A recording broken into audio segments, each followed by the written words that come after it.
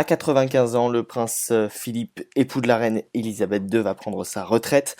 Le palais de Buckingham l'a annoncé jeudi 4 mai au matin que le duc d'Édimbourg cesserait d'accomplir la tâche qui est la sienne depuis plus de 65 ans. Et pour en parler aujourd'hui, journaliste à la BBC Alexander Seal, bonsoir. Bonsoir.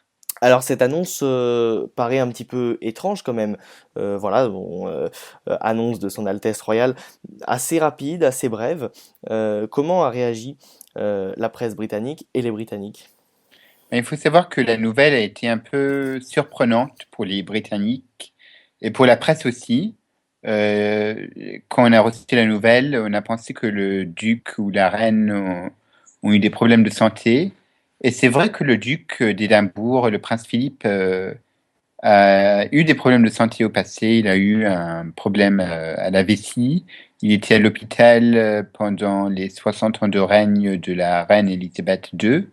Mais c'était un choc pour nous tous quand il a annoncé sa démission pour l'automne. Alors, quel était son rôle, son travail, on va dire entre guillemets, officiel? Ben, il avait comme rôle, son titre, c'était le duc d'Édimbourg, mais son rôle, c'était d'être auprès de la reine.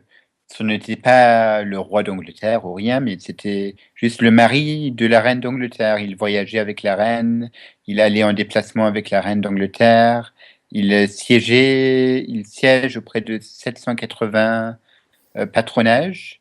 Il va continuer à siéger auprès de ces patronages, mais il ne va pas aller en déplacement auprès de ces patronages, en fait. Il va prendre du retrait. Mhm. Et va-t-on encore le voir sur la scène publique? D'ici à l'automne, oui. Par exemple, le 12 juillet, il va accueillir le roi d'Espagne, par exemple. Et le mois prochain, il va aller au Chelsea Flower Show. C'est un festival de fleurs à Londres très populaire. Et il a dit qu'il va il va choisir d'essayer d'honorer ses engagements de temps en temps.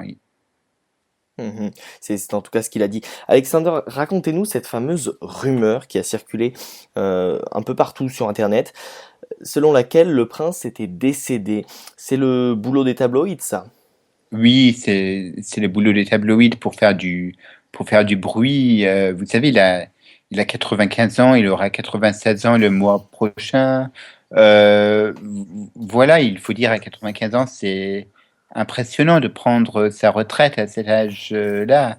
Et voilà, il a eu des problèmes de santé au passé, il était à l'hôpital plusieurs fois. Et donc voilà, les tabloïds ici racontent n'importe quoi, comme vous savez. Et oui, et la réaction des Britanniques, plus généralement, bien accueillie? Oui, c'était bien accueilli. Et donc la réaction des Britanniques était, oui, plutôt bien accueillie, oui. Très bien. Merci beaucoup Alexander Seal pour ces échos de Londres, donc liés au prince Philippe, qui va donc prendre sa retraite. Alexandre, nous aurons l'occasion de nous reparler tout au long de ce mois de mai, puisque dans un mois pile, désormais le 8 juin, auront lieu des élections législatives en Grande-Bretagne. Quelle est la tendance? Il y a eu des élections cette Alors, semaine? donc il y a eu des élections locales jeudi dernier. Donc, l'UKIP, le parti d'extrême droite, a subi une large défaite.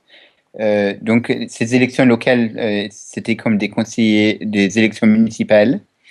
Les conservateurs ont largement gagné. Et donc, selon un dernier sondage pour les élections législatives, les conservateurs vont remporter l'élection avec 48%, le Labour Party, les socialistes avec 28%, les centristes 10% et l'UKIP 8%.